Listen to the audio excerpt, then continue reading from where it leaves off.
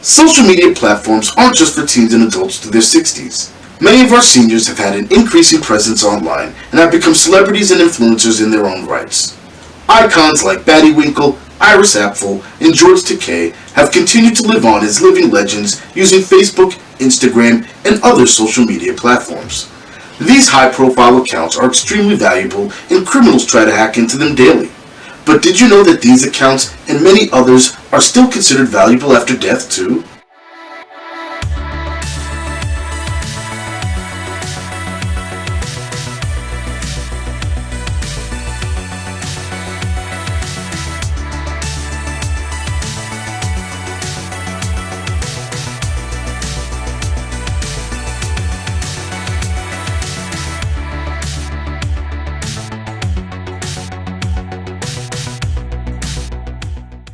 Using social media and engaging in online activity leaves evidence behind that you were online. These trackable pieces of evidence are called footprints.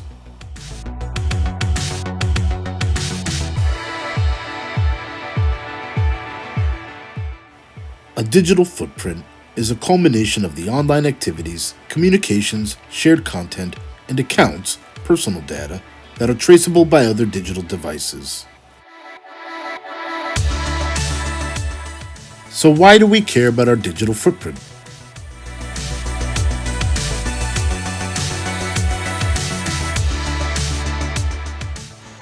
And what kind of information is traceable from your footprint?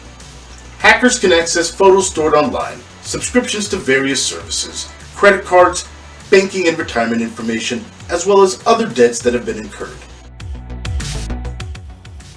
Criminals known as hackers can do a lot with your digital footprint.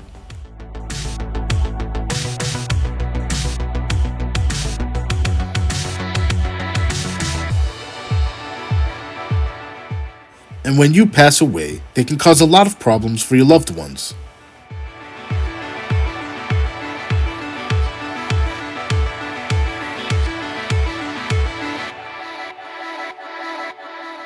A digital footprint is literally a trace of all your online activity.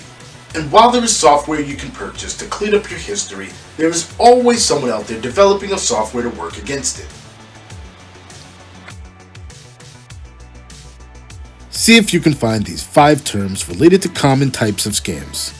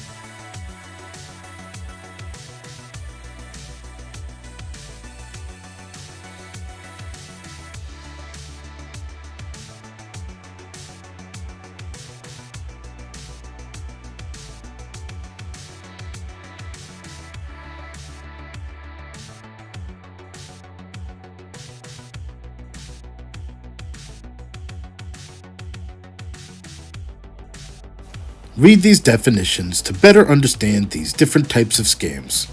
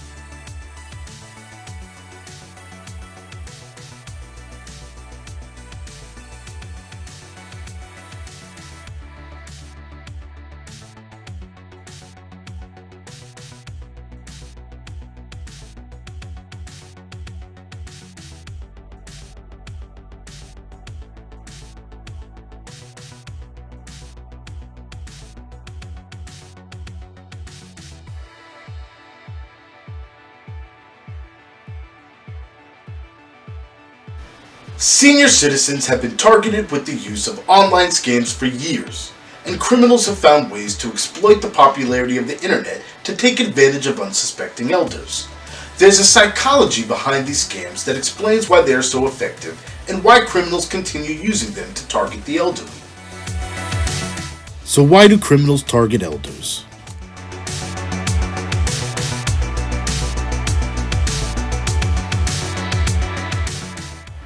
Older citizens usually have built up a reserve of funds, savings, and other financial resources.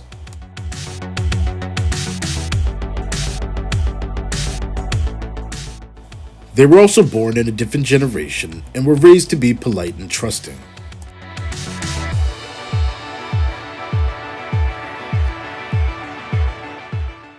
Seniors are also unlikely to report the crime because they don't know they've been scammed, or maybe they're too ashamed to admit it.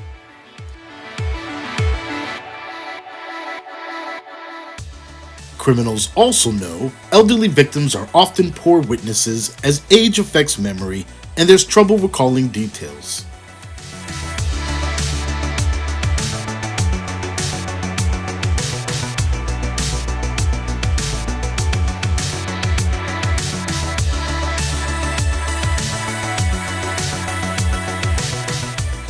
So why are we susceptible to these scams?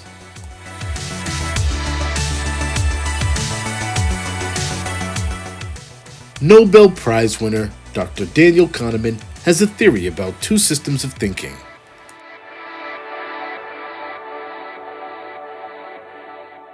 Used to make daily decisions, the first system is based on fast, intuitive, and emotional thinking. This system of thinking allows us to make decisions quickly because we use mental shortcuts. Shortcuts are simple assumptions we believe to be true because without them we'd be exhausted and confused trying to figure out what's true in each conversation. So when we receive an email that appears to be from our bank, we assume it's legitimate. The second system of thinking is slow and deliberate with thought put into it. This system uses our sense of caution to prevent us from being taken advantage of or making bad decisions. Based on these two systems of thinking, Dr. Kahneman created a series of psychological principles that help define why hackers are able to manipulate our choices. These principles he calls heuristics.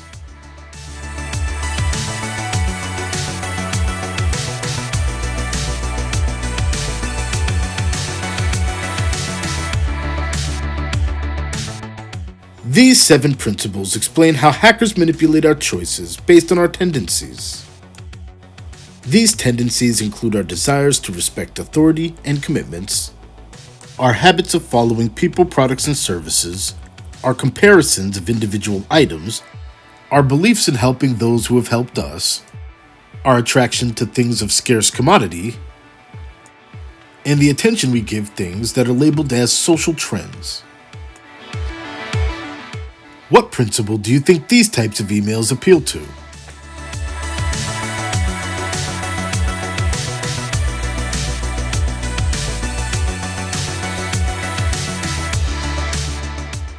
Senior citizens have difficulty establishing these emails as scams as they appeal to their sense of good nature.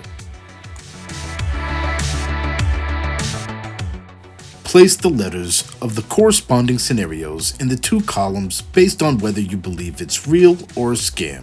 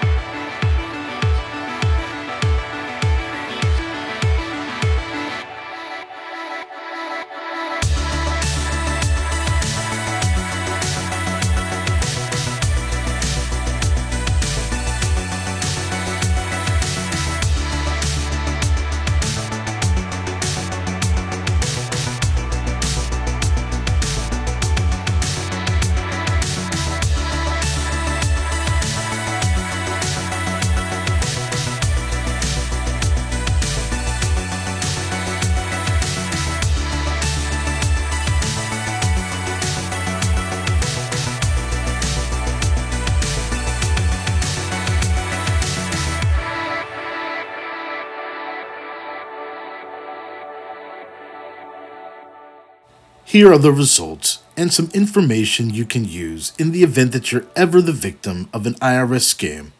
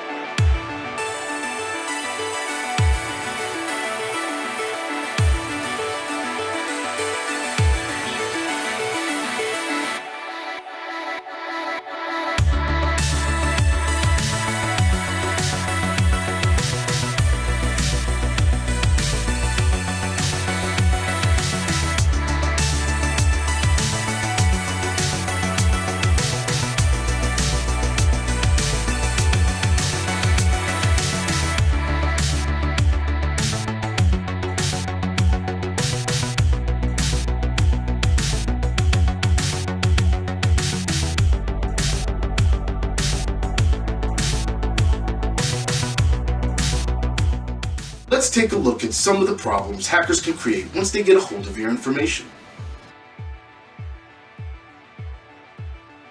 Elder abuse comes in many forms, including physical, emotional, and financial. Financial abuse is by far the most common form and includes any scam, scheme, or deception which steals money or personal information from a vulnerable senior. One of the most common types of financial abuse is known as the grandparent scam. Typically, with these scams, the con artist will call pretending to be a grandchild or other close relative or loved one, claiming they need money to get out of some kind of trouble. The perpetrators sometimes bring in a partner to play the role of an authority figure, such as a police officer or doctor, to make the story even more believable.